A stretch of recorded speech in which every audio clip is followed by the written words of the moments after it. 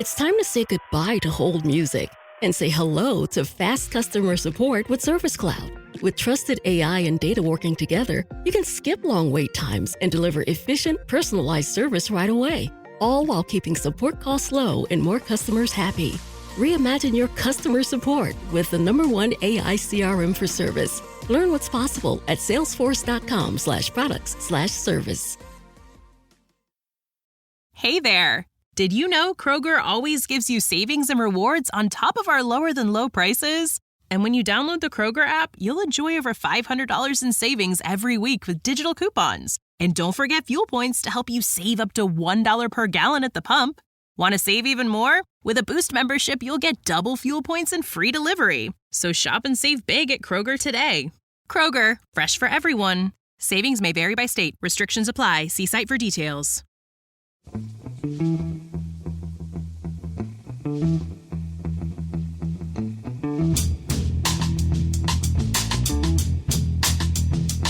Hello and welcome to The Price of Football, the show that looks at the money behind the beautiful game with me, Kevin Day, and Liverpool University's Kieran Maguire. Kieran, it's news day, and of course the first big news story is that the Carabao Cup is a Mickey Mouse trophy, as we've suspected all along. Let's not mention it again, Kieran. Let's not talk about it. Okay, that's fine by me. Good. Well, we've not played in it so far because we've been in Europe. Yeah, because you're too big a club to dabble in the early rounds of something tiny like the Carabao Cup. Of course you are. That's the Mickey Mouse competition. You're better off out of it. Where are you, Kieran? Just a little bit of context. Our listeners like to know where you are from time to time. Well, I'm back in Liverpool. I'm staying in a hotel because my apartment still is showing no sign of me being able to move into it, which is a bit frustrating. And it turns out that the hotel is actually very nice, but it's above a restaurant. And last night we had a jazz ensemble playing. It felt like 24 hours. It was probably only an hour and a half. But yeah, I'm a big music fan, as you know. But jazz, not quite there yet. Yeah, most jazz sounds like it's gone on for 24 hours after about 35 seconds.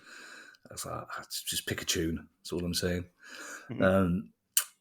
We'll probably get more angry tweets about not liking jazz, Kieran, than we've had about any other football-related story in the past 4 years. Our first story, Kieran, it's a big news week, and unfortunately, some of the usual suspects we're talking about again, which is. If it's wearing for us, God knows what it must be like for their fans. But our first story, it's more of a governance story than a finance story, Kieran, but I think it's an important one because basically it involves UEFA lying to itself. Yes. Following the debacle of what happened in Paris in respect of Real Madrid versus Liverpool and the way that Liverpool fans were unable to get access to the stadium, the way that they were treated by the police, the way that it was quite an unpleasant experience for many people involved. And we're fortunate that things didn't turn out far worse. UEFA decided to hold an investigation into what went wrong. And initially, I think there was a lot of finger pointing between the French authorities and UEFA.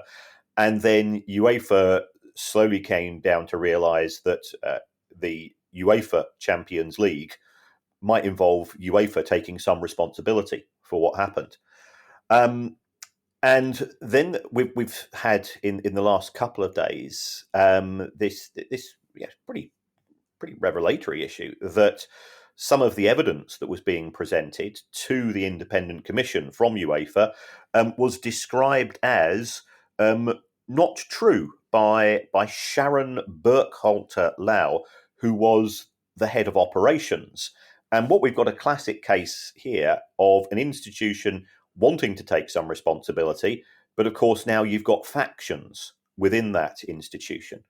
So the people who are the head of operations are looking over the overall final, but then you've got those people who are responsible for safety and security. Now, you think they might be the people to whom fingers should be pointed.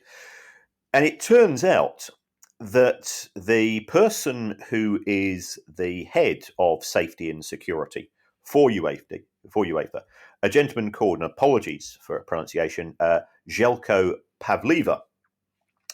His background is that of being a personal bodyguard. So he's not from a logistics of running a big tournament. And it turns out that he just happens to be the best mate of Alexander Seferin, who is the president of UEFA. They're both from Slovenia. Nothing wrong with that. Yeah, I'm not saying anything wrong. Yeah, any reason. I think Seferin was his best man at his wedding. And Seferin has been accused of cronyism before. It turns out that during the hours before the match took place, and this was as 2 or 3 hours, there appeared to be issues with fans getting to the ground and the way that they're being treated and so on. But it looks like Mr. Pavleva, his focus was on the VIP area of the stadium. And therefore, he was unaware of what was happening after, even though within the safety and security WhatsApp group, people were going, we've got a problem here. He's been accused of not attending meetings in terms of the run-up to the final by Sharon Burkhout-Allow. So she feels that she's being made a scapegoat for what's happened. She's subsequently left UEFA. And fans were crushed. Fans were put in a really unpleasant scenario, and it's a fingers crossed that we didn't have another football disaster in terms of what's happened tragically before at matches. So I don't think UEFA is coming out of this particularly well. And of course, if you are going to effectively promote people whose background is inconsistent with that of running a large logistics for a big tournament, and you'd happen to be appointed by the person who's your best man, then eyebrows are going to be raised. Yeah, interesting as well, Kieran, that when these events happened, and as you say, it's only by the grace of God that they weren't worse. It's UEFA were very firmly, for the first 4 weeks, were of the opinion, and they told the world this, it was the fault of the French police and the various other French security groups, probably not realising that there would have to be some sort of independent inquiry in which other evidence was taken. The thing that worried me most, and to be fair, the VIPs, you don't spend your life becoming a VIP, Kieran, not to expect a certain level of security in the VIP lounge. Let's face it, you need to be more safer and secure than the people who haven't spent their whole life becoming very important. The detail that worried me is the WhatsApp group. The problems were first raised on the security forces WhatsApp group of UEFA. You think, because most times my WhatsApp goes off, you go, not them again, I can't be. And it'll be sometime in the next day and a half that you want to see what Terry's got to say about Roy Hodgson's reserve team losing to Man United. So that didn't seem to be the most professional way of going about things. And you suspect that there's more to come out of this. And certainly it's also thrown a light on the number of people from Slovenia that Mr. Seferin has appointed, which, as you say, is not an issue if they are perfectly capable of doing the job. A couple of Chelsea stories, Kieran. The first one, and I don't know why they've had to do this, but they've raised £500 million of money. That's right. Chelsea, by all accounts, are generating this money from an organisation called Ares or Ares Management. It's a US. It's $500 million. And then you could say, well, what's it for? And of course, the first thing that people are going to say, well, Chelsea have just signed all of these players. Yeah, they spent over £1 billion pounds under Todd Bowley's group. So therefore, could it be linked to that? It would appear sort of probably more likely to be linked to some form of property-related issues. We've said before that Chelsea now have the fourth largest club stadium in London after you've got West Ham, Spurs, Arsenal, and its capacity is 20,000 less, so that puts them at a disadvantage. And in a world of FFP, that's going to make things more tricky going forward. So, what are Chelsea going to do? Are they going to expand Stamford Bridge? And they've tried to buy some land, but there's an objection coming in from the neighbours. And we've said this all along. If you are living in that part of London, for people not familiar, the house prices are very, very expensive, even by London standards.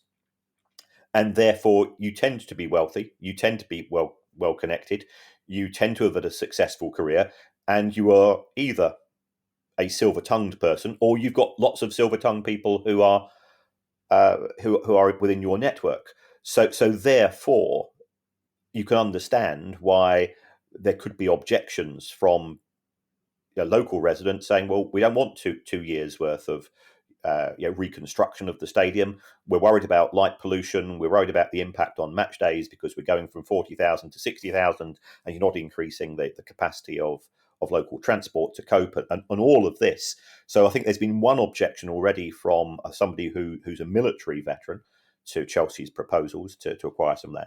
The alternative to that is that Chelsea could move to Earl's Court, and this has been discussed in the press, but the people currently in charge of Earl's Court have gone, well, that's news to us. We weren't thinking about a football stadium at Earl's Court. So what that $500 million is going to be used for, we're uncertain. At the same time, again, apologies for pronunciation, Jose Feliciano, who's one of the key operators as far as the new consortium who own Chelsea are concerned, he's saying, well, what we want to do is that we want to cut the wage bill by 100 million. And I'm going, well, it's around about 340 million at present. So you're cutting your wage, you ain't planning to cut your wage bill by a third, increase the size of the stadium, and be successful. And football doesn't work like that. It's not like the NFL where you've got a very strict wage cap. If those proposals take place, then Chelsea's wage bill will be £150 million a year, less than that of Manchester United and Manchester City and potentially Liverpool as well. Which means that if the new owners aren't interested in winning trophies, I think they're going the right way about it. And I know that they've spent a lot of money and not won trophies already, but it does seem a very strange strategy, and it does, to me, indicate a club which doesn't appear to understand the industry. It says here, Kieran, that this £500 million they've acquired is subordinated debt. What's the difference between debt and subordinated debt? Right. Subordinated debt is effectively when you borrow money. If you've got a list of lenders, they have to form a pecking order. So if I was declared bankrupt today, what would happen would be that my building society, it would be the senior lender because it's got a mortgage on our property. And then you would go to the next tier of lender and so on. And on a personal level, there probably only be 2 or 3. But on a corporate level, you can have 5 or 6 levels of lenders, effectively, which means that if you take out 4 loans, well, if the business goes bust, who's got first dibs, who's got second, third, and fourth? Subordinated tends to mean that you are pretty low in the pecking order as to who gets paid should the business fail.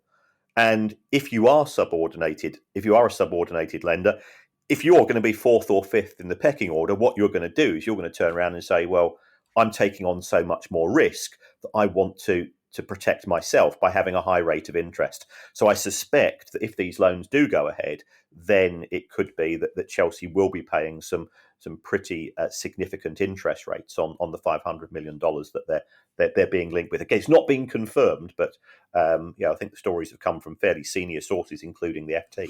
Right. And it does look, though, as though Chelsea can finally raise some money from the front of the shirts. Yes. So I think this story will probably be out confirmed by the club, but the likes of Matt Law and some of the senior Chelsea journalists have said they appear to have got a sign off here. So this is with a company called Infinity Athletic. It's an American company which has only just been set up in 2023 itself. So some people are saying, well, where have they got their money from? But they're involved in sports data. And I think this is part of sort of the growing link between artificial intelligence, VR, the use of multiple screens, and the gambling industry as well, to try to put up data to help people to see perhaps what the coaches and the advisors see during a match. And people might be prepared to pay for that. Chelsea have lost 2 potential sponsorship deals for the front of shirt already. One was with Paramount, but by all accounts that was vetoed by the Premier League because Paramount is seen as a rival to the Premier League's US broadcast partner. The other one, and you've got to give Chelsea fans some credit here, it's with stake.com. And we've said on more than one occasion, we've got a few reservations about the gambling industry and its close links with football. But when it comes to a Netherlands Antilles-based crypto casino, you've got offshore, you've got crypto, and you've got gambling. You can understand why some Chelsea fans sort of express, well, that's not really something we're comfortable with. So if it's going to come through, I believe they could be wearing the shirts at the weekend if the deal is signed off. But if I was a Chelsea fan, I would be a bit miffed because they've already brought out 3 shirts this season. And I think it's indicative of the muddled organisation that A, the sponsor deal is coming through so late, and B, that they've got 2 shirts which are dark blue. I thought one of the purpose of having alternative shirts was to distinguish it from the others. But if I paid 125 quid, and that's what Chelsea are charging, that's what or Nike are charging for the pitch ready version, then after 6 weeks of the season, all of a sudden we're in a scenario in which the shirt is effectively out of date. Now, I quite like shirts without sponsors' names, but if you want the real thing, then you can understand their myth. Now, it could be that Chelsea will have a shirt amnesty and say anybody that wants the shirt with the sponsor's name on, we'll do a swap for, because as we've discussed before, the cost of the shirt itself is probably somewhere in the region of £12 to £15. So, it's not going to cost the club a lot, but it does seem a bit shambolic all around. I think their marketing people would like to point out, Kieran, they call it royal blue. They're very keen on the fact that it's a royal blue. It's not dark blue, even though it is dark blue. It's royal blue. Okay. Apologise again for the comedy sound effects in the background. This time it was Ed slamming the door. Ed takes after his mother in many ways, including the inability to sneak out of anywhere quietly. He's also worked out that it takes exactly 3 minutes and 30 seconds to walk from our house to Norbury Station. So he allows himself 3 minutes and 35 seconds to do that, which involves him bowling down. The idea of Ed walking downstairs is just beyond him. Why would you walk down something that you could run? Why would you close the door quietly when you know your dear old pop's doing a podcast? God love him. That's all by way of putting off the next 3 stories, Kieran, which are we're talking the step. Let's get to the naughty stairs. 3 of our usual suspects. The first one being Reading, unfortunately. Yes, I think it should be called dreading because when we put up the list of topics on the show, when we put it up on social media, I know fans have a habit now of sort of scanning, and the first thing they do is, oh, we're not named, and that's normally seen as a good sign because, rightly or wrongly, I would say that our split between good news stories and bad news stories tends to be sort of 80-20 in favour of this doesn't look particularly great. So Mr. Owner of, I'm not even going to give him a name anymore. He's of Reading and has, by all accounts, not paid HMRC. And therefore, this has triggered a transfer embargo from the authorities for another late payment. There is concern that it's going to be repeated, and then the next step, if a transfer embargo in October isn't necessarily a problem because of the transfer window, but Reading have only just come out of a transfer embargo, so it won't be lifted until the football authorities are satisfied with what's happened. In the interim period, could there be more points deductions? Well, we're recording this on the 27th of September. We just hope that everybody is paid on time. Playing staff, non-playing staff, because it's their livelihoods that are at stake as well. But you've just got there's a complete loss of confidence in the way that Dai Yong is running Reading, and he says he's looking for alternative investment, but he's not getting very far.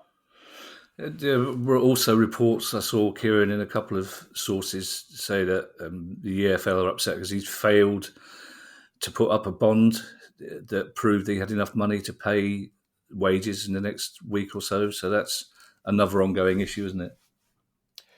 Yes, it's been a series of broken promises. I think that Reading's an attractive proposition to a prospective buyer because relatively new stadium, relatively close to London and the airports, especially for overseas owners. So you can understand the appeal of the club, but he doesn't seem to be getting very far, or he's being poorly advised as to the value of the club. It's clear that we've reached a position where it's best if he moves on for all concerned, because that trust which should exist between fans and owners isn't there and hasn't been there for some time. And he doesn't appear to have a strategy or the resources to fund the club in its present position in League One.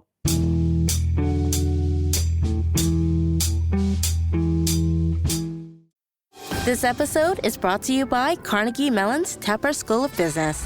Want to advance your career or switch fields? An MBA from Carnegie Mellon's Tepper School of Business can help. Earn your degree from a top-ranked business school with a thought-provoking curriculum, one-on-one leadership coaching, support from experienced career counselors, and full-time, online hybrid, and accelerated MBA formats. Join the intelligent future. Visit cmu.edu/Tepper to learn more.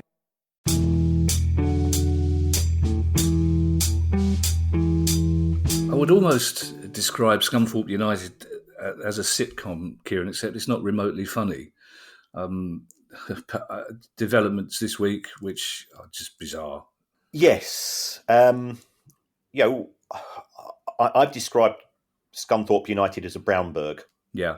In the past, in terms of 90% of the stories that we hear, we've decided not to cover.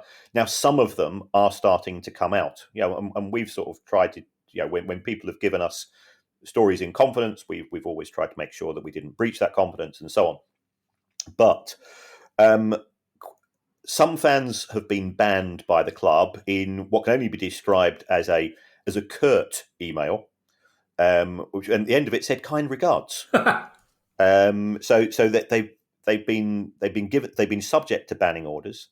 There has now on social media been some alleged text messages coming from the owner. Now we don't know whether these are true or not, but they don't reflect particularly well on the owner, David Hilton, if they are true. Again, he's denied it, so you have to respect that position. The club's Twitter feed was effectively deactivated for 24 hours and then is now returned.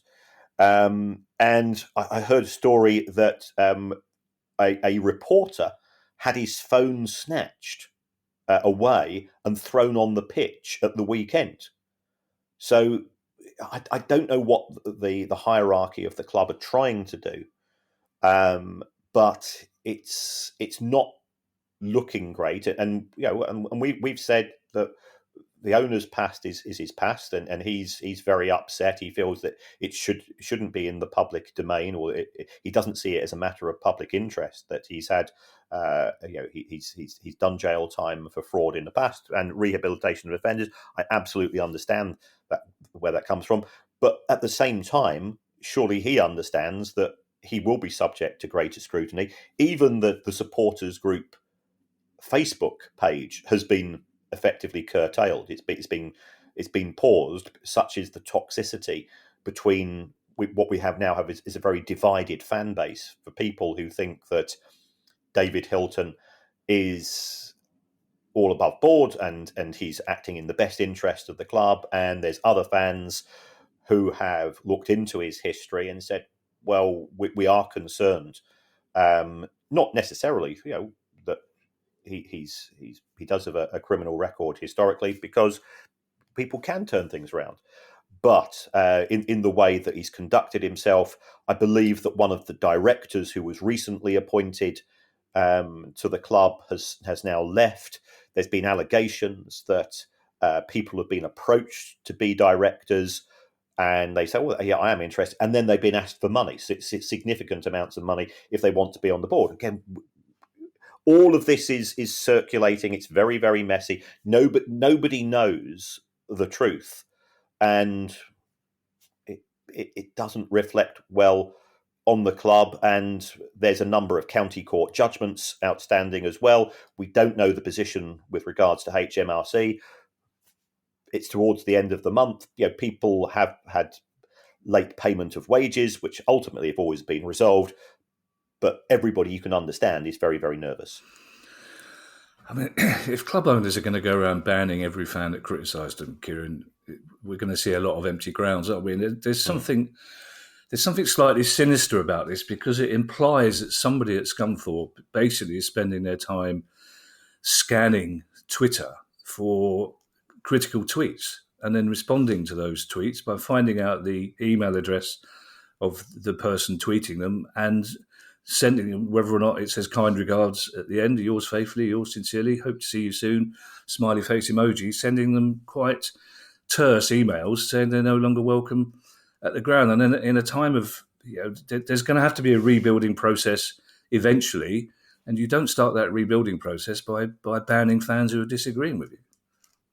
That's right. And the period of ownership of Peter Swan, the predecessor to Mr. Hilton, that was quite an anxious one at times. Scunthorpe went through the divisions in the wrong way and ended up in the National League. And for the sake of transparency, I wrote an article for one of the newspapers a few years ago, which resulted in legal threats from Mr. Swan for the paper which I wrote for. And my defence was I'm using facts from the accounts prepared by Mr. Swan to give my observations. So that was successful. So he's not a fan of me, but I've never said that he was a bad person. I think his decision making wasn't necessarily always in the best interest of the club, but I don't think it was done on a malicious basis. Trying to work out the logic and the strategy of the new owners, because there's been attempts to close down the academy, to shift some of the club to elsewhere, and so on. There's an awful lot taking place, and we've had the failed membership schemes, which have been very quietly abandoned. It just seems very messy, and a lot of people have left the club as well at various levels, and I'm talking about non-playing staff who perhaps have some experience of running what is a unique industry participant. It's just not great. If this little section of the pod was a gig, Kieran, let's call it Naughty Step in the Park, live on BBC Six Music, then Reading and Scunthorpe would be the support acts. But unfortunately, we all know who the headliner is going to be. So off we go to Essex yet again. Yes, Southend fans have been very active, which I think is absolutely fantastic. They have some of them have been to Ron Martin's house, and they have not conducted themselves in a violent manner, but somebody effectively tried to blockade Ron Martin from moving his car, and Ron Martin he wasn't very happy about it.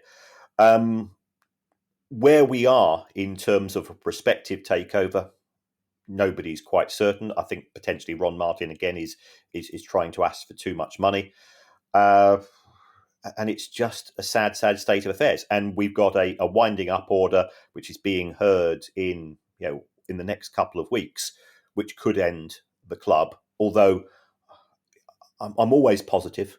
I think that we've been at the very, it's a bit like when you're watching a James Bond movie and there's a bomb about to go off, and you can see the timer going down, and with 4 seconds left, James Bond manages to switch off the bomb. I think we will go once again to that brinksmanship perspective, and Ron Martin seems to get some form of weird pleasure out of making the life of fans and staff making their life a misery by not coming clean in terms of the future of the club. Yeah, and specifically this week, they appealed against the 10-point deduction, didn't they? And that appeal was rejected. That was rejected by the National League, which makes sense because they had been late with their payments to HMRC. And what else can the National League do? It's very difficult. People say, well, fine the owner, but the owners just don't pay the fines. Mm-hmm.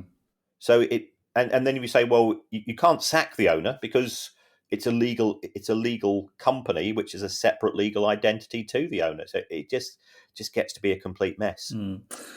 We've talked about the Venkys, Kieran, the owners of Blackburn Rovers, quite a lot, but in a refreshing twist, I don't think we've talked about Venky's London much before. But so what's the difference, and what have Venky's London been up to?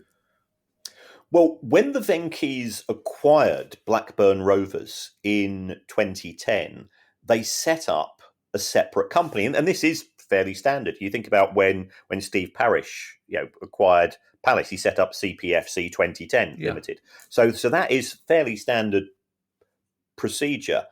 But Venky's London is effectively the parent company of the football club, and Venky's London have probably been the first club to therefore publish accounts relating to a football club for the season 2022-23. And Blackburn have lost 20 million quid. And it takes Venky's total losses now over the course of just over a decade to £200 million. And I've got the Secret Rover added to our list of very good contacts, very reliable contacts as well. And I said to the Secret Rover, is there some grand strategy? They have subsidised the club spectacularly. And he said, I've worked at the club, I've worked with the club, and I talk to people at the club on a regular basis.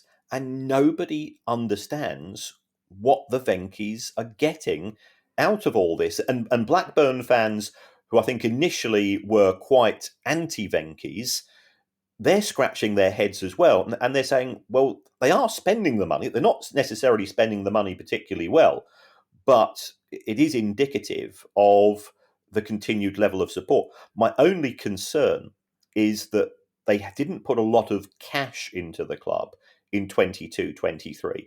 And we did report a couple of weeks ago in respect of the Venkys that they're under investigation, I think, from the Indian authorities, and I think they've had some of their assets seized, but not Gary Neville's former house in Lancashire. I think we're going to have to employ somebody full-time, Kieran, to run all these moles, because we clearly can't do it between us. I'm going to see if Gary Oldman's available, because I think he'd like that job, running secret moles for a financial podcast. Inter Milan pulled off a fairly interesting trick, Kieran. They did very well on the pitch last season, but it seems very badly off it. Yeah, they got to the Champions League final, which was a fantastic achievement. So you thought, well, there's a lot of money being made, because if you win the Champions League, I think Manchester City, UEFA haven't published the results yet, but Manchester City will have got around about €120 million in prize money. And you think that Internazionale won't be that far behind, and yet they still lost €85 million. And this is indicative of how nuts football is. They're going, that's really fantastic, because the previous season we lost 140. And you go, but you're still losing more than €1.5 million a week in a year in which you've been had stellar results. They are on the UEFA naughty step. They have what UEFA call, in inverted commas, a settlement agreement, which means that they have to hit certain financial targets which are based on ratios. And my reservation there, I don't want to sound too cynical, is that anything which involves satisfying ratios, normally there's a creative accounting solution as well as sort of a running the business solution to that. So, I don't know what those targets are. They've not been publicised, but they won't necessarily improve the club's finances spectacularly. It will be a case of we will do X and Y to make sure that we satisfy these particular financial metrics. So, well done on the pitch. Car crash off it. You know who we haven't mentioned a lot recently, Kieran? And that's NFTs. We went through a phase where we were talking about NFTs. We were slightly ambivalent, perhaps, Kieran, about whether NFTs were a good thing or not. I just wonder if there's been some sort of report recently which indicates how well these NFTs are doing. Well, funnily enough, Kevin, there has. Oh, good.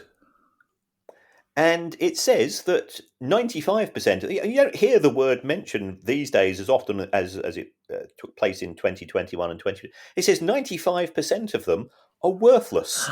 Wow. And to give you an indication, I give you the Liverpool Heroes NFTs. So, there was a big fuss, and they were being auctioned by Sotheby's, no doubt. So everybody goes, oh God, if Sotheby's involved, it must be good. And the Mo Salah hero NFT, by all accounts, was sold for $88,000. Wow! So I thought, well, that's very good. And I don't want to be too cynical, because I think I've always said, if you want to collect the digital equivalent of a Panini card, fill your boots. And just like I collect Panini cards for World Cup years and so on, it's harmless fun. It's not an investment. It's just something to do with your time. I've taken a look at a website which has listed all of the Liverpool Heroes transactions in the course of the last 7 days. And the total value of all of the transactions is $31. Wow.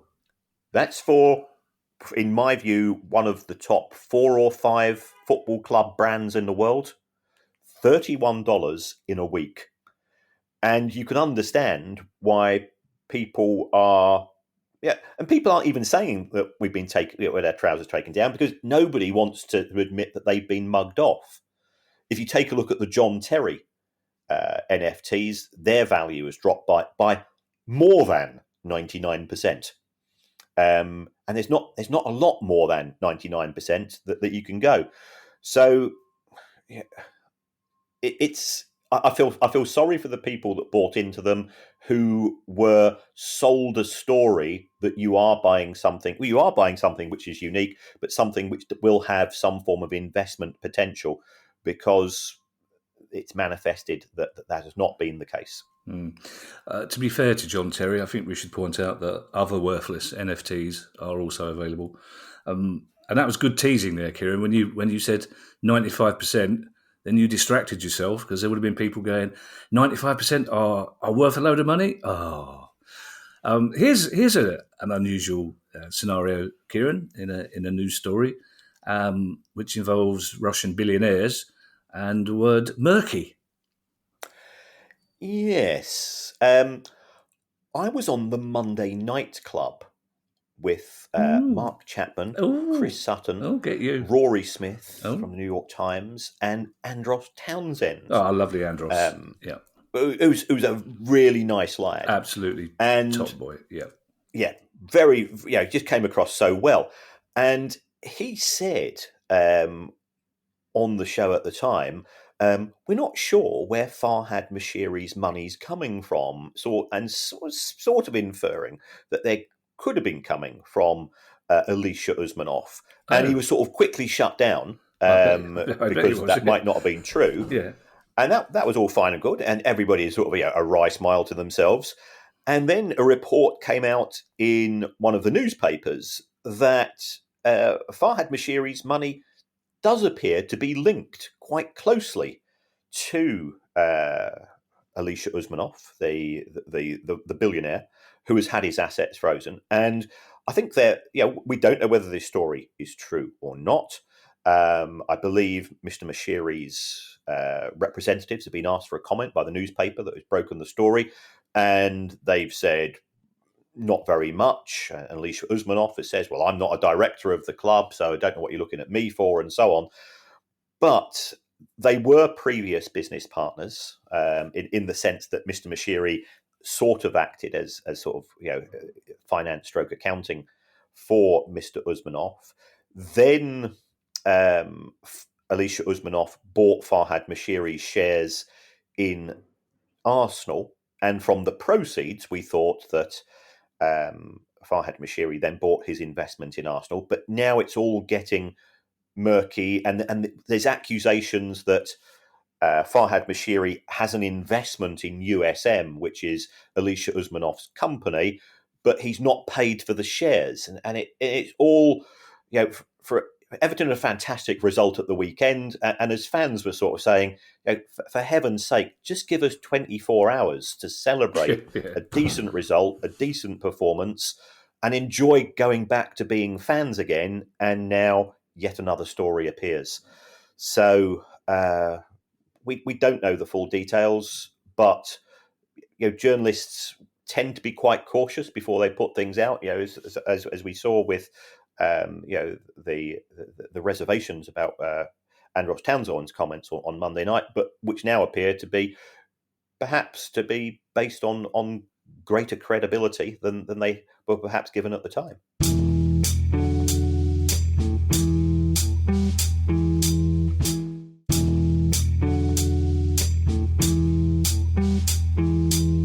We will be ending this pod, Kieran, with my favourite story of the 4 years we've been doing it. And we are coming up to 4 years very, very, very shortly, matter of days, I'm told. But before that, we have 3 stories relating to football and gambling. You may have heard me take a deep breath, /sigh there. And I think, Kieran, everybody on the pod knows our attitude to gambling. So I think we don't need to rehearse those emotions again, but we do need to talk about these stories. You mentioned the first one, you mentioned Everton's fine result of the weekend, and that was at Brentford. And on the Sunday following that game, immediately there were accusations about the Brentford owner and claims of double standards towards the FA, towards people that have benefited from betting in football. Yeah, we all know that Tony's been suspended for gambling offences by the Football Association. Brentford are sponsored by a gambling company, and Matthew Benham has made his money through smart odds, and he's a very, very clever guy indeed. The accusation that's being made is that the Football Association has one set of rules which apply to football players, and one set of rules which apply to football club owners. And what you effectively have to do, and the FA haven't publicised these rules, which again, from a transparency point of view, probably doesn't reflect them in a particularly good light, is that owners have to go by a code of conduct, and they have to complete an annual return to say, this is what I've done, this is what I've not done, and that Matthew Benham has been accused of being involved with a very small company called MSPP Admin, which operates one of these gambling syndicates. Now, Tony Bloom at Brighton, his Star Lizard also operates one of those gambling syndicates. We've got Bet365 and their ownership of Stoke, and clearly they've got a history in relation to the gambling industry. And in fact, I think on the Monday show, one of the questions we were asked by a fan, is there a conflict of interest? And I think what the gambling organisations do is that they make sure that there are, divisive walls, so that you cannot leak information which is commercially sensitive, odds sensitive, so that the gambling part of the organisation benefits. But the accusation of double standards is that if it's okay for a footballer to work for a football club owned by somebody in the gambling industry, sponsored by the gambling industry, and is not allowed to gamble themselves, but the owner is, it just doesn't really pass the smell test. So there's been no accusation of people taking advantage. But then if you take a look at the Ivan Toney case, and also there's been another player that's been accused and has found guilty and so on. So it just doesn't look great, even though no rules have been broken, because one rule for the very rich and one rule for the players. It's interesting as well. You mentioned that question we had on the last pod about Bet365 and their sponsorship at Stoke, and whether there was a firewall between their gambling activity, preventing them lowering or raising odds on Stoke City based on inside information, which I pretty much refer to as a rhetorical question. And yet, literally the day after, it stopped being a rhetorical question, and it's shining another light on the relationship between the football and gambling. And we move, it's not that far from Brentford to Watford, but the second time this pod I've used the phrase parent company, but their parent company has been had some trouble this week around gambling, haven't they? Yes, Watford have a new sponsor called Mr. Q. And Mr. Q has been subject to an investigation by the Gambling Commission and has this week been given a £700,000 fine. I think it's in relation to vulnerable gamblers, relation to not taking enough care in relation to money laundering, and also, I believe, into the use of Spider-Man as a means of advertising the products. And you are not supposed to market your product to children.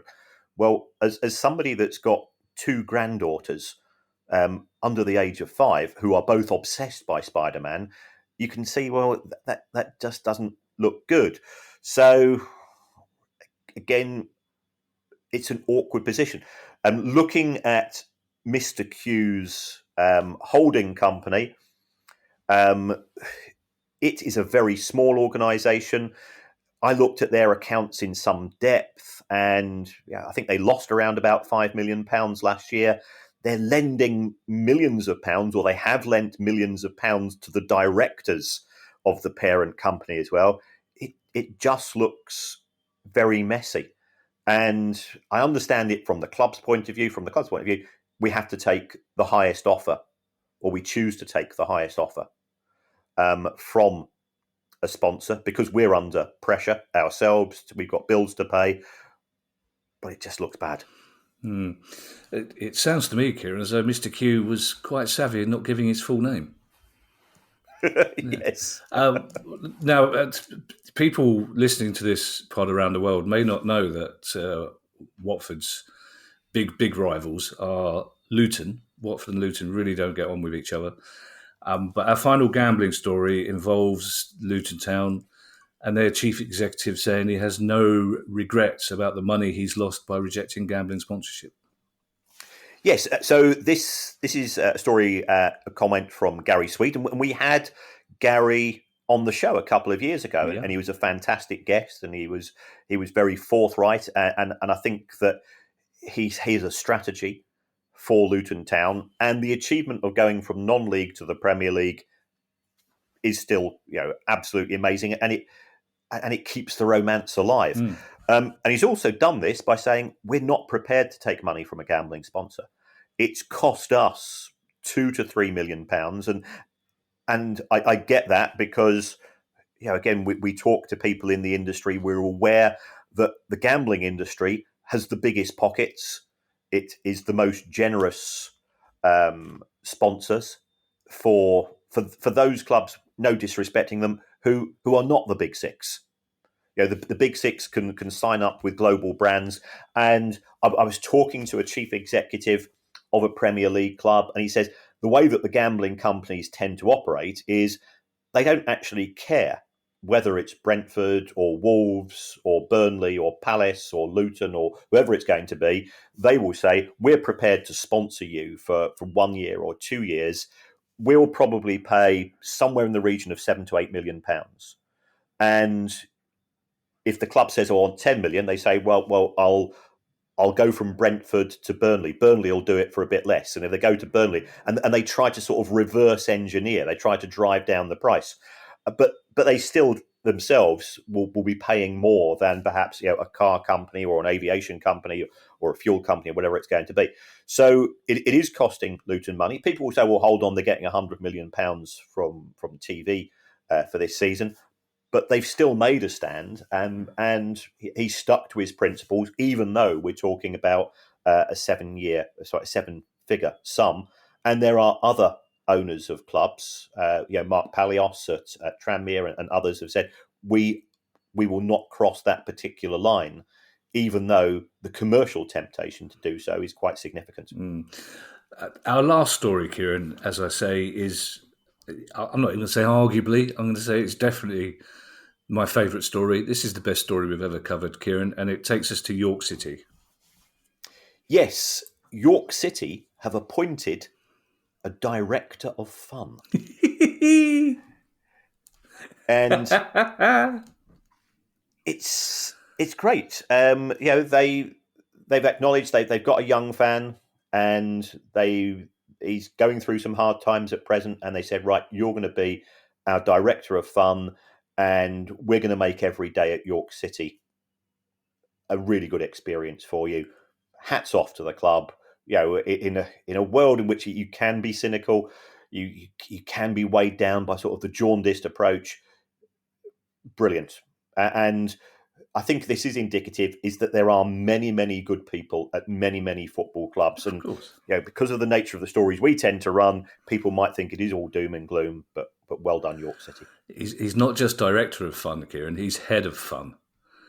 He's 5 years of age, and he's in this responsible job. His name is George. He's the head of fun. We did put in an interview request to talk to George about how much he was getting paid for this, but apparently he's in the sandpit putting plasticine up his nose, which is exactly where a 5-year-old should be. But I just like you say, hats off to York City. Just whoever had that idea of making George the club's head of every club. For now, I'm going to demand this, Kieran. But if by the end of the season every club hasn't got a head of fun, I'm going to be really, really, really cross. Every club needs a head of fun. This pod needs a head. We've got Gary Oldman looking after our moles, and now we need somebody who's going to be head of fun. I'll gladly take suggestions from our listeners as to who our head of fun should be, Kieran. It won't be Guy, obviously, for very many reasons. Thank you to everyone who's donated to the pod via our Patreon page. If you'd like to make a small monthly contribution to the pod as well, that'd be very kind of you. You can do so by going to patreon.com/priceoffootball. And not only will you be doing a good thing, but you'll be getting access to our chat community and our regular quizzes. Patreon.com/priceoffootball. And if you do it quickly enough, you'll get it's tonight, Kieran, isn't it? We've got a Thursday night, which is tonight. So our chat room will be happening from 7 to 8. But you've got to be an ultra to get on there. But you've got a couple of hours. If you have a question you'd like answered in the show, then of course email us at questions@priceoffootball.com. As we've said before, 3 dates have now been confirmed for that Price of Football live show that we're doing in the coming weeks. So Winter Gardens in Blackpool on October the 12th, the Lowry Theatre in Salford on October the 22nd, and the Royal Yacht on Jersey on November the 7th. To get your tickets, go to priceoffootball.com or the venues concerned. And in just a few days, Kieran, hopefully we will be announcing some dates for the spring, which will definitely include London and will definitely include Ireland. So we're looking forward to that. And finally, if you'd like to pre-order our new book, Unfit and Improper Persons, or one of our other books, or get yourself a Price of Football t-shirt, you can find details on that website, priceoffootball.com. We'll be back on Monday with our questions pod. And who knows, if George, the new head of fun at York, wants a question answered, we will happily put him to the head of the queue. Absolutely. In the meantime, I shall hand you over, though, to Mr. Kieran Maguire for his customary farewell. Well, Thanks as always, folks, for all the support you give to the show in a variety of ways and the way that you engage. Guy says that the pile of questions is bigger than ever, but we will make sure that George's goes to the top. There's various ways you can support the show, one of which is to give us a review. It doesn't matter what you say. So you could say you would rather have the show presented by Gary Oldman and also John Thompson, who is, of course, famous for being in charge of Jazz Club on The Fast Show. Yeah, also, I mean, that's a good pairing, but John Thompson does the best impression of a vintage car horn I've ever heard. He's a great impressionist and a really, really nice bloke, but his vintage car horn is uncanny. Really annoyed Steve Coogan's. Coogan's is nowhere near Thompson's vintage car horn. And that's that's why I don't like being in the room with impressionists, because they just get really cross. They have exactly a massive big honk off. They just get really cross if one of them can do an impression slightly better than the other one. You just have to sidle out of the room and leave them to it and go and talk to grown-ups. Bye, everybody. Bye. The price of football.